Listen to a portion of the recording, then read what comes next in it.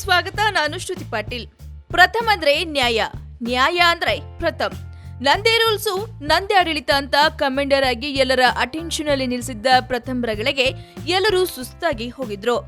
ಯಾವಾಗ ಈ ಪುಣ್ಯಾತ್ಮ ಹೊರಗೆ ಹೋಗ್ತಾನೋ, ನಮ್ಗೆ ನೆಮ್ಮದಿಯಾಗಿ ಇರೋಕೆ ಬಿಡ್ತಾನೋ ಅಂತ ಮನೆ ಮಂದಿಯೆಲ್ಲ ಪ್ರಥಮ್ಗೆ ಪ್ರತಿ ವಾರವೂ ಓಟ್ ಮಾಡುತ್ತಲೇ ಬಂದಿದ್ರು.